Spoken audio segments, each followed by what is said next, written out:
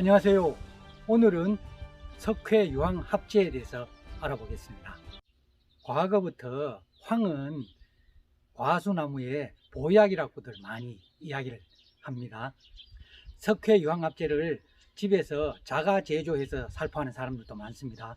그때는 황하고 생석회를 2대1의 비율로 끓여서 만들면 됩니다. 석회유황합제를 치면은 석회유황합제가 살균 효과도 있고 살충 효과도 있습니다. 그러면 석회유황합제가 어떻게 살균과 살충 작용을 하는지 알아보겠습니다. 석회유황합제 속 칼슘이 공기 중에 수분을 흡수해서 병균 포자의 발화를 막는 방식으로 살균 작용을 합니다. 살충 작용을 어떻게 하느냐 하면은 황이 해충의 알을 부화하지 못하도록 막아서 살충 작용을 하는 겁니다. 황은 살균작용과 살충작용을 하는데, 살균작용은 단저병, 불안병, 적성병, 흰가루병 등의 효과가 좋고, 그 다음에 살충효과로는 응애, 깍지벌레, 진딧물 등의 효과가 좋습니다. 대표적인 동계약제가 바로 기계유제와 석회유황합제입니다. 어떤 분들은 기계유제만 치는 분이 있고, 또 어떤 분들은 석회유황합제만 치는 경우도 있습니다. 저 같은 경우에는 저는 기계유제보다는 석회유황합제를 치는 편입니다. 사실 기계유제는 엔진오일 같은 폐유로 만들죠. 그래서 나무에는 좋지가 않습니다. 나무에는 수세를 약화시키는 작용을 하기 때문에 기계유제는 그런 작용을 합니다. 그래서 좋지가 않은데, 석회유황합제는 일단 그 성분이 석회, 그러니까 칼슘이고 황이죠. 그러니까 나무에 뿌려가지고 나쁠 게 없어요. 그래서 살균작용도 하고 살충작용도 하고, 요거는 비료 효과도 있죠. 그래서 예로부터 황이 나무의 보약이라는 말이 가히 틀리는 말은 아닌 것 같습니다. 그런데 이 석회유황합제를 동계약제로 칠 때는 잎이 없는 상태에서 치지요. 그러면은 연면시비 효과는 뭐 별로 없다고 봐야 돼요. 그런데 나무에 치니까 목면시비 효과는 있겠죠. 목면시비에 대해서는 그 효과가 있다 없다는 주장이 엇갈리는 것 같아요. 어떤 분들은 목면시비를 중요시하는 사람들도 있어요. 그리고 목면시비 하면 효과가 있다. 그런데 또 어떤 사람들은 잎도 없는데 나무에 쳐가지고 무슨 비료 효과가 그렇게 있겠느냐 하고 또 회의적인 시각도 있습니다. 뭐 목면시비 효과가 있든 없든 나무에 쳐서 나쁘지 않고, 그리고 살균 살충 작용을 하니까 석회유황합제는 과수농사를 짓는 농민들에게는 아주 유용한 이 약재입니다. 석회유황합제는 두 가지로 사용합니다. 첫째는 이제 동계약제로 사용할 경우고, 그 다음은 적화제로 사용할 경우입니다.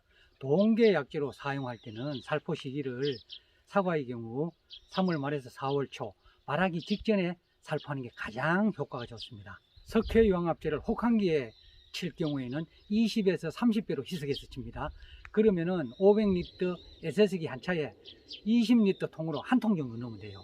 그리고 이제 기온이 좀 높아갈 때는 40배역으로 치면 돼요. 그러면은 500리터 에세스기 한 차에 10에서 12리터 정도로 넣어서 살포하시면 됩니다. 이번에는 석회유황합제를 적화제로 치는 경우에 대해서 알아보겠습니다. 석회유황합제를 적화제로 치는 경우에는 80에서 100배역으로 희석해서 사용하면 됩니다. 그러면은 500리터 SS기 한 차에 5에서 6리터 정도 넣어서 살포하시면 됩니다. 살포 시기는 중심화가 80% 튀었을 때 1차 살포하고 2일 간격으로, 공농인 경우에는 2, 3회, 후지인 경우에는 1에서 2회 살포하시면 됩니다. 석회유황합제를 적화제로 사용할 경우 농도를 너무 짙게 하거나 살포를 연속으로 할 경우에는 동록이 발생할 가능성이 높습니다. 유제나 보르도의 구리 수화제 같은 경우에는 그 사과 유가기 때 살포하면은 동록 발생 가능성이 굉장히 높습니다. 그러니까 여기에 석회유황합제도 너무 진하게 적화제를 쓰면 안 되고, 너무 자주 살포해도 동록 발생 가능성이 있기 때문에 유의하셔야 됩니다. 그리고 석회유황합제를 적화제로 사용해서는 안 될 경우가 있습니다. 뭐냐면은 개화량이 적은 과수원, 그죠? 꽃눈이 적경 과원에 이거 석회유황합제 쳐뿌리면은 그 다음에 결실량이 적어서 안 되겠죠. 그 다음에 또 그 개울가라든지 이런 과원은 서리 피해를 입을 가능성이 굉장히 많습니다. 그렇죠? 그래서 서리 피해가 예상되는 과원은 이 석회유황합제를 적화제로 치시면 안 됩니다. 2020년도에 청송지방에는 그 냉해 피해가 극심했습니다. 저도 그때 적화제로 이제 석회유황합제를 치려고 준비를 했거든요. 그런데 가만 보니까 개화 상태가 불량해요. 그래서 원래 적화제를 치면 안 되겠구나 하는 그런 판단이 들었습니다. 그래서 저는 2020년도에 석회유황합제를 살포하지 않았어요. 그런데 나중에 보니까 살포하지 않은 게 정말 다행이더라고요. 2020년도에 그 냉해 피해로 사과 수확량이 전년도에 비해서 한 3분의 1 가량 줄었거든요. 그런데 그때 적화제를 살포했으면 수확량이 훨씬 더 줄 뻔했습니다. 그때 정말 석회유황합제를 적화제로 살포하지 않은 게 저로서는 정말 천만다행이었습니다. 그럼 이번에는 석회유황합제를 살포할 때 유의사항에 대해 알아보겠습니다. 석회유황합제는 강한 알칼리성입니다. 그래서 산성인 농약과 혼합해서 살포하시면 안 됩니다. 석회유황합제를 산성인 농약과 혼합해서 살포하면 농약의 약효가 떨어집니다. 그리고 석회유황합제는 기계유 유제와 혼합해서 살포했어도 안 됩니다.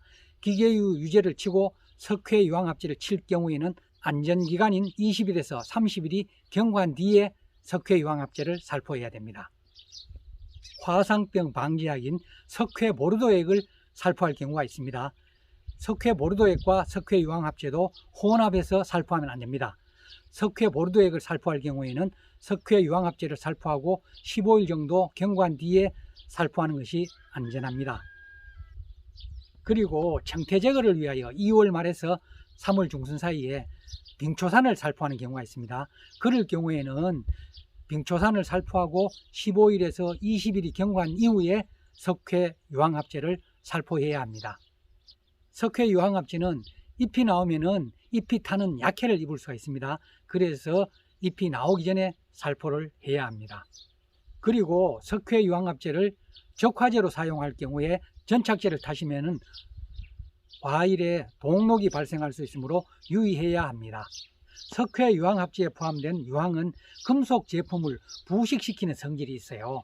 그래서 석회유황합제를 살포하고 난 뒤에는 살포기구인 SS기를 빠른 시간 내에 세척해야 됩니다.